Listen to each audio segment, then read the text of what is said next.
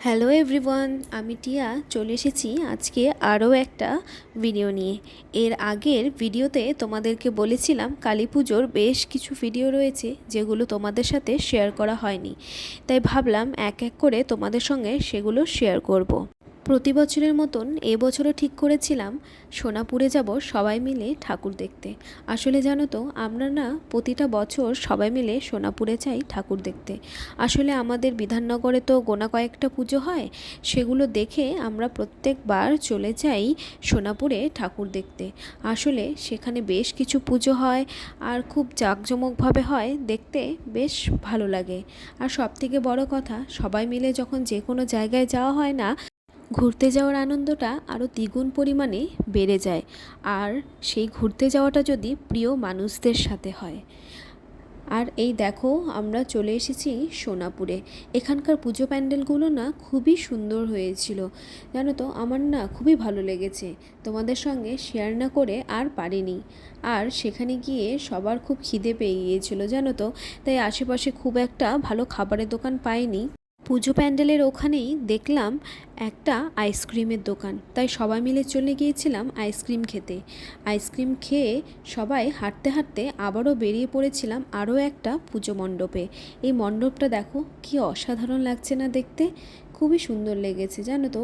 এইরকমই একটা মণ্ডপ দেখেছিলাম খড়িবাড়িতে যখন দুর্গাপূজার সময় গিয়েছিলাম না, ঠিক সেইখানে ঠিক অনেকটা একই রকম বানিয়েছে। আর মায়ের মূর্তিগুলো দেখো খুবই সুন্দর।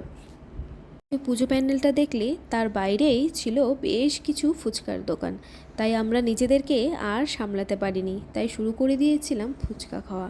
আর আমার বৌদির ফুচকাটা খুবই ভালো লেগেছিল দেখো। আসলে খিদেও পেয়েছিল তো, তাই ফুচকাটা খেতে সবারই বেশ ভালোই লাগছিল।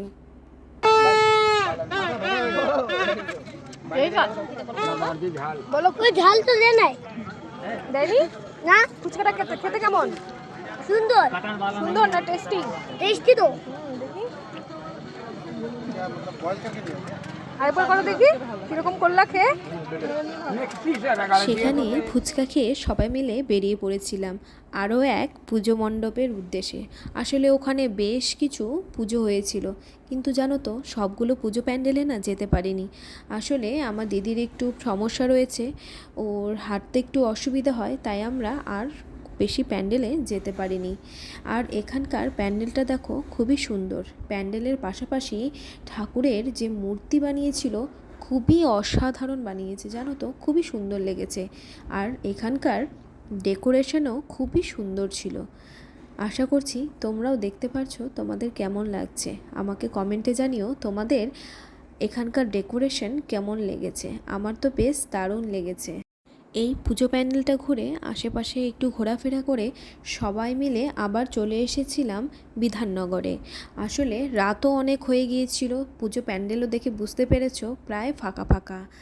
আসলে আমরা বেরো হয়েছিলাম একটু লেট করে, তারপর সবাই মিলে চলে এসেছিলাম এখানকারই একটা রেস্টুরেন্টে সবাই মিলে খাবার খেতে। আর জানো তো, এতটাই লেট হয়ে গিয়েছিল, খুব ভালো একটা খাবার পাইনি। এই লাইটিংগুলো দেখো, এর নিচ দিয়ে হেঁটে যেতে কি দারুণ লাগে না? আমার তো দারুণ লাগে, তোমাদের?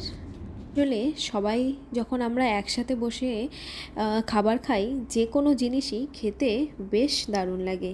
ভিডিওটা তোমাদের কেমন লাগলো কমেন্টে জানাতে ভুলো না।